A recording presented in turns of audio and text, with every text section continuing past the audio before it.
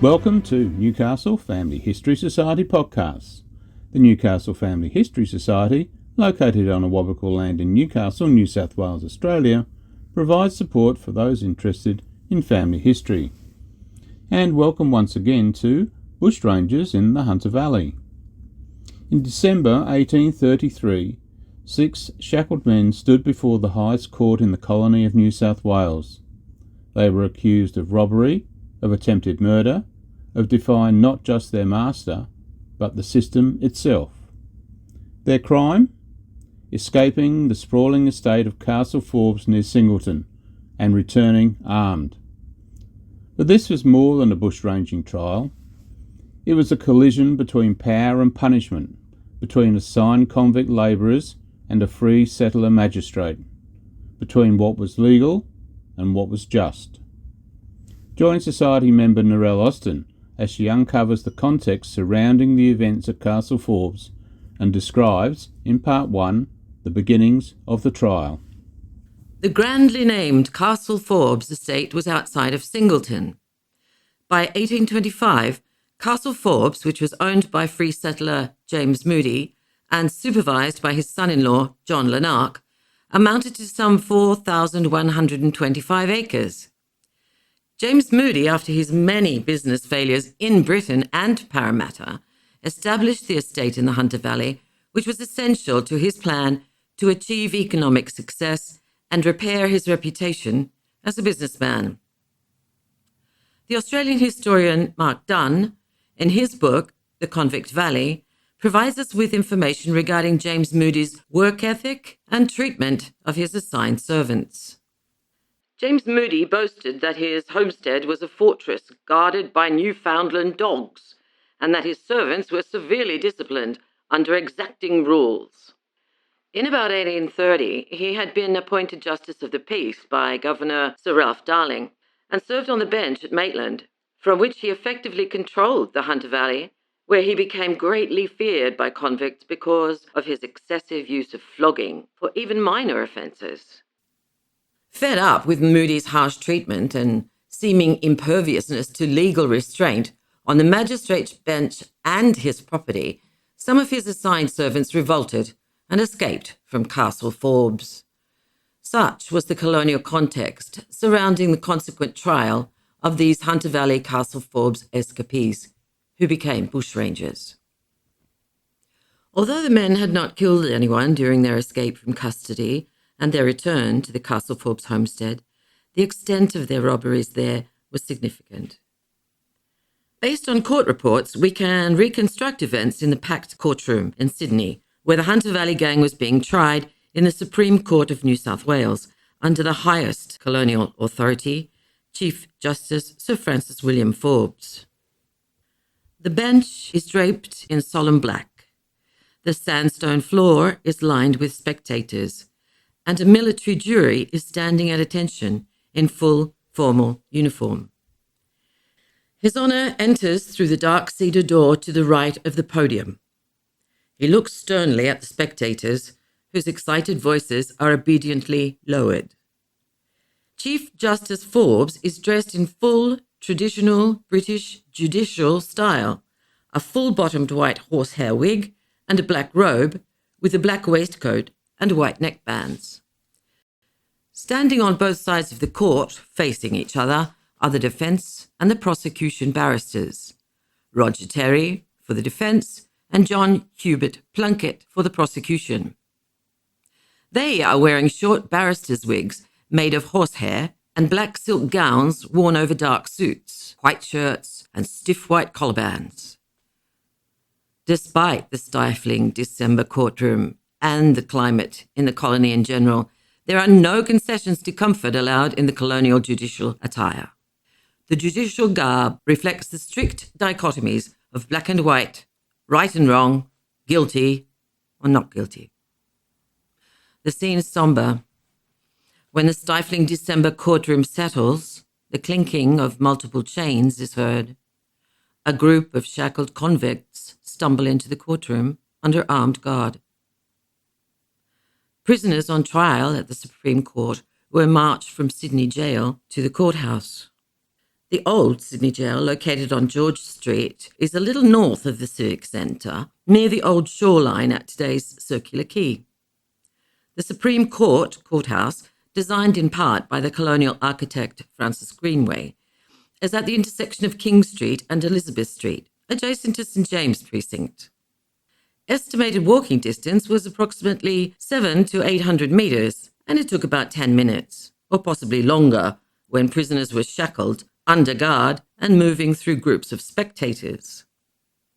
This walk was a deliberately public spectacle, as a demonstration of judicial power and a deterrent to crime.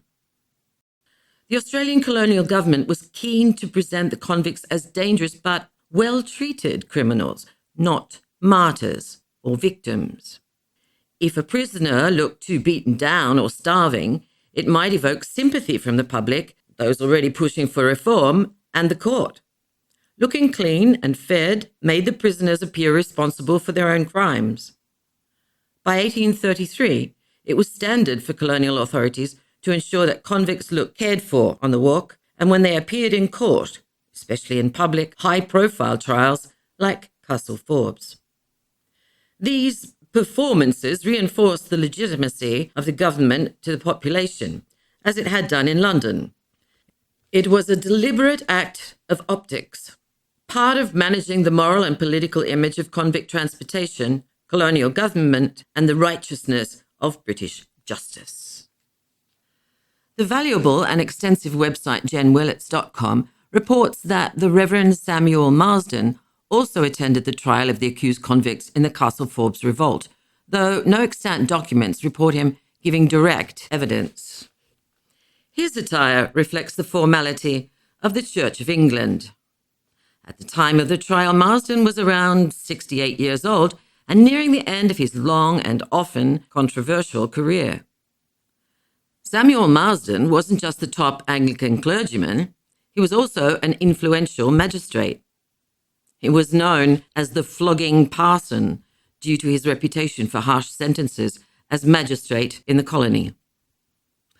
Another spectator at the Castle Forbes trial was Reverend John Joseph Terry, who was a counterbalance to the Protestant power and was encouraged by some members of colonial society who sought justice for the disempowered Irish Catholics.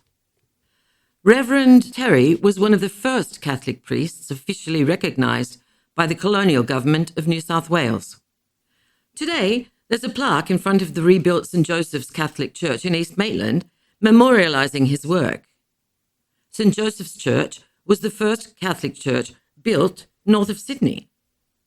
The defence attorney, Roger Terry, and Reverend John Joseph Terry were not directly related, but both were Irish Catholics from Cork, both prominent in New South Wales public life, and both were advocates, in very different ways, for the rights and dignity of Catholic convicts. The Castle Forbes events originated in the Hunter Valley, but also represented the situation in the colony by highlighting religious and national division, the privileged position of free settlers and absentee landlords and magistrates, like James Moody, and their unfettered use, movement and punishment of assigned servants. So, Castle Forbes was no ordinary trial. Later, in 1863, the defence lawyer, by then Sir Roger Terry, wrote in his book Reminiscences of 30 Years' Residence in New South Wales and Victoria that the Castle Forbes trial caused a shudder that thrilled not only through the court, but through the heart of the colony.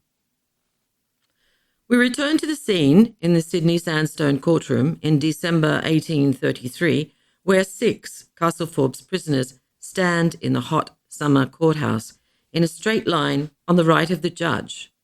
Behind them stand their 6 military guards. 2 reporters, one from the local newspaper The Monitor and one from the Sydney Gazette, with notebooks and pencils, are sitting close to the prisoners. Others have sketchbooks at the ready. The British, be they sea captains, botanists or explorers, had their artists and lithographers to illustrate what official records could only suggest. Was there an older, stooped woman leaning on the arm of an impeccably dressed middle-aged man somewhere in the rows of spectators? In May, the properties of Messrs. Harper, MacLeod and Dutton and the homestead of Molly Morgan at Anvil Creek had been plundered. The records state that Molly was quite critical of the authorities who appeared to investigate the crime, stating that by the time of their arrival, the offenders could have bolted in any direction from her homestead and would never be captured. Had Molly Morgan and Joe Hunt been present to see in person how these bushrangers were treated? Though now not the largest emancipist landowner in the Hunter Valley, and despite her ill health, had Molly and Joe made the journey from Anvil Creek to Sydney to witness the trial of these Hunter Valley bushrangers? Of course, they were not bushrangers themselves, but they had had to live and survive in their part of the Hunter Valley, and so had vested interest in how the local bushrangers were treated and the outcome of the trial. On the 4th of December, 1833, the Sydney trial of the Castle Forbes rebels, or bushrangers, begins. After seating himself, His Honour Chief Justice Forbes opens proceedings with the accusations which were quoted in the Australian on the 13th of December, 1833. Gentlemen, and I use the term out of respect for the British Crown, whom I represent, you 6 men are before the court today to answer for the violent offences committed at Castle Forbes, Patrick's Plains. Anthony Hitchcock, alias Hay, and John Poole, you are indicted for maliciously shooting at Mr. John Lanark at Castle Forbes in the district of Patrick's Plains on the 5th of November last, with intent to wound and murder him. The second charge before this court adds the charge of having committed these crimes with intent to do the said John Lanark some grievous bodily harm. You have been accused of stealing and the attempted murder of Mr. Lanark. James Riley, John Perry, David Jones and James Ryan, you are indicted for counselling, aiding and abetting the said 2 first-named prisoners in the commission of the said felony. Let the trial begin. The Prosecutor General, Mr. Plunkett, rises to begin with his outline of pertinent information. Your Honour, I will open the prosecution's case by citing the charges and summarising the events based on sworn complaints provided by the victims of this vicious attack and other reliable witnesses. As was the judicial procedure, most of the witnesses who swore against the accused had made their depositions before the magistrate in private. No confronting the accused was permitted in court. The accused are variously charged with the following: stealing from 2 dwelling houses at Castle Forbes, and stealing supplies, guns, ammunition and horses. In addition, Mr. Hitchcock and Mr. Poole are accused of shooting, with intent to kill and causing grievous bodily harm to Mr. Lanark. The remaining 4 men are accused of stealing, aiding and abetting as accessories to that shooting, and by counselling, aiding or abetting those who fired. The prosecution continues with a detailed summary of their actions in relation to the charges. Your Honour, I will now continue the prosecution's case by summarising the events based on sworn complaints provided by the victims of this heinous attack and other reliable witnesses. A few hours previous to the vicious attack on the Castle Forbes homestead, 3 of Mr. James Moody's chained servants, Hitchcock, Jones and Stephen Parrott, were being transferred by unarmed escorts to Maitland to join an iron gang there. Roughly a mile and a half out on the road from Castle Forbes, 5 armed men who had escaped from Mr. Moody's estate vengefully bailed up the legitimate convoy. These escaped convicts were Ryan, Perry, Riley, Poole, and one James Henderson. Hitchcock, Jones and Parrott, who were in the convoy and also Mr. Moody's servants, were set free by these armed escapees, and their chains were used to bind the escort to a tree. Constable Cox and the servant Stephen Parrott, the latter wisely refusing to join the gang in their illegal escape, received a violent beating. They then watched helplessly as these escapees bolted into the bush. Remember now, gentlemen, this convoy was unarmed and was carrying out its legal duty. At that time, the innocent family, which included Mr. Moody's daughter, grandchildren, servants, and John Lanark, who was Mr. Moody's overseer and son-in-law, were living at Castle Forbes. Mr. Lanark's 5-year-old daughter, little Mariah, had very recently passed away, and the homestead was still in mourning for the poor girl. On November the 4th last, Mr. Moody's assigned servants who had escaped, ambushed the legal escort, and returned to the homestead, with Hitchcock and Jones, and mounted an attack on the house and its grieving occupants. Looking down at his notes, allowing time for the jury and spectators to absorb the pathos, Mr. Plunkett continues. On their return to Castle Forbes, they captured Emily Lanark, who was attempting to escape through a window with a maid, and took her to the kitchen where they threatened to blow her brains out. She heard them threaten that they would bring her husband's head and stick it on the chimney, and that they wished her father, Mr. Moody, were home so they could settle him, and before they finally left, 3/4 of an hour later. These details and the following are to be found in the Newcastle Packets and the Hunter Valley by J.H.M. Abbott on Gutenberg.com. Most of the spectators in the court were familiar with what had happened at Castle Forbes because both the Sydney Gazette and Monitor had published accounts of the attempted shooting of Mr. Lanark and his subsequent escape. The Crown Prosecutor then adds details of the attack mounted by the two members of the gang, Hitchcock and Poole, who went in search of Mr. Lanark while he was supervising a group of assigned servants that were washing the sheep down at the creek. Following the attack, with the aid of the other accused men, the gang then absconded with the horses, supplies, and ammunition which they had stolen. In the first episode of this series, Bushrangers of the Hunter Valley, I outlined the nature of the Waltham Act, or the name by which it was more widely known, the Bloody Code. By the 18th century in Britain, this act listed over 200 crimes for which a prisoner could be executed, mostly for stealing. In the colony from the very beginning in 1788, Governor Arthur Phillip outlined his punishment regime to the assembled convicts and soldiers. In his inaugural address in the colony, he warned the convicts that he had reason to think most of them incorrigible, and that his discipline would be accordingly stern, emphasizing that any stealing of the most trifling article of stocks and provisions would be punished by death.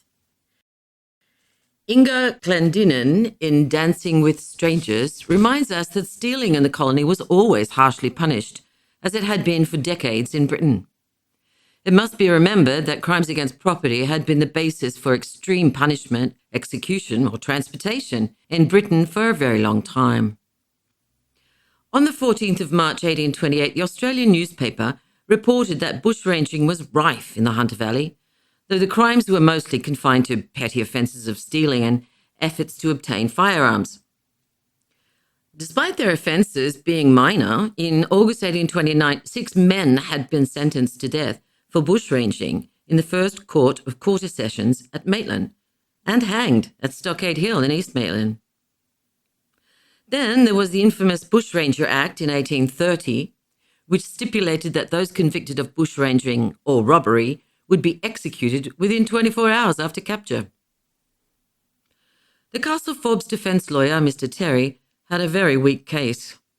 This was not poaching a rabbit from the squire's estate or stealing a loaf of bread in Britain to feed their starving children, crimes for which so many had been executed or transported. The possessions stolen by the Castle Forbes men amounted to a hefty and valuable haul. Remember that the Castle Forbes men were accused of offences against property, having stolen 1 double-barrelled fowling piece, shotgun, 2 single-barrel fowling pieces, 1 musket, several silver teaspoons, silver forks, a horse or horses, ammunition, gunpowder and shot, and general household supplies, including provisions and tools. They also stole Mr. Lanark's clothing, in which they supposedly intended to disguise themselves in their escape. Added to the extent of their theft, the Castle Forbes trial had become highly publicised and was being held in the highest court in the land. And so, faced with defending 6 Castle Forbes men, what strategy could their lawyer, Mr. Terry, use to defend them against the historical odds of certain death? As an aside, and a pertinent one, Mark Dunn reports that the men from the Castle Forbes revolt were exceptional in even having a legal representative at their trial. Dunn notes that in these circumstances, few convicts had the benefit of being represented in court, as any legal representation had to be paid for, and few convicts could afford to do so. In this case, however, an anonymous benefactor put forward the money to defend the men. Mr. Terry was their only hope against very difficult, if not impossible, odds. What could they possibly achieve? Did public opinion and their supporters have any power to influence the military jury and Judge Forbes? Historically, some bushrangers had escaped execution and had been sent to Van Diemen's Land. Some members of the Hunter Valley bushranger gang, Jacob's Irish Brigade, at the very last moment before the noose was placed around their necks, were granted a reprieve and condemned to hard labour on Norfolk Island for life. Could Roger Terry convince the military jury to have some sympathy for these convicts? At least it was a life in Van Diemen's Land and Norfolk Island, for the Castle Forbes bushrangers had stated that they did not want to live if they were to be returned to James Moody's estate.